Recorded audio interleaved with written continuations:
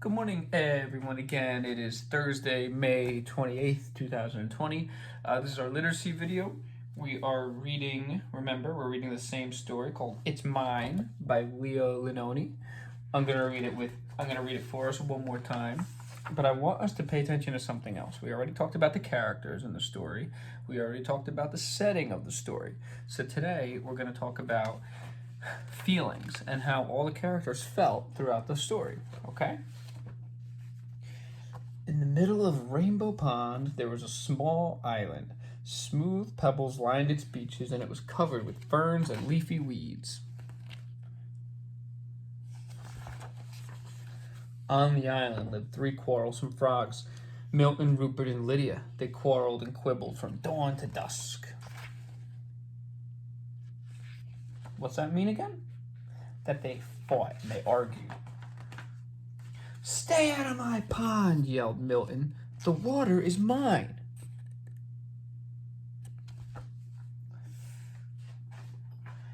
"Get off the island," shouted Rupert. "The earth is mine."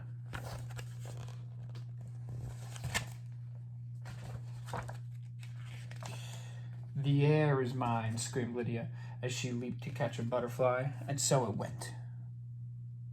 So I wonder how all the characters are feeling so far. I'm wondering how Rupert is feeling, and I wonder how the other two are feeling. They don't look very happy that he's not sharing the land. And it looks like these two don't look very happy that Lydia's not sharing her butterfly. They look a little upset, right? One day a large toad appeared before them. "I live on the other side of the island," he said, "but I can hear you shouting, 'It's mine, it's mine, it's mine,' all day long. There is no peace because of your endless bickering. You can't go on like this." With that, the toad slowly turned around and hopped away through the weeds. So the toad was kind of telling them to stop yelling at each other. He might have been feeling annoyed, upset. No sooner had he left than Milton ran off for the large worm. The others hopped after him. "Worms are for everybody," they cried.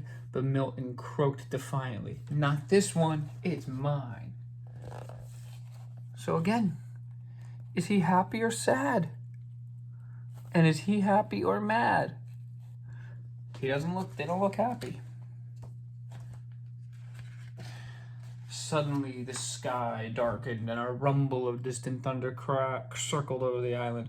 Rain filled the air and the water turned to mud. The island grew smaller and smaller, and it was swallowed up by the rising flood. The frogs were scared.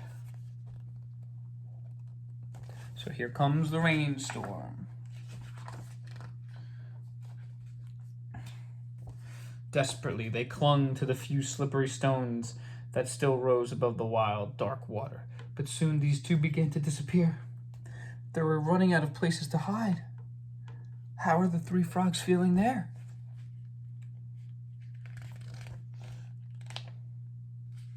Remember, we could always pause the video and talk about it with our parents, right? There was only one rock left, and there the frogs huddled, trembling from cold and fright.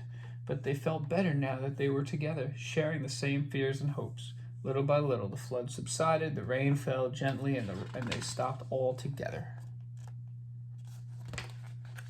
But then they found out it was the toad.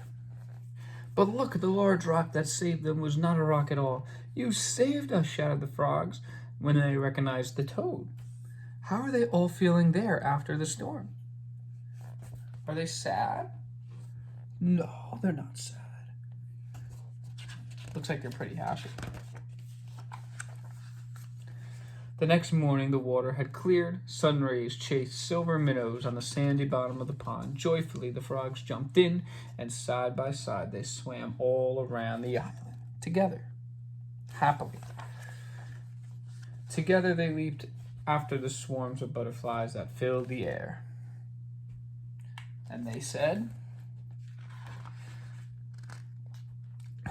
"It's not mine, it's ours."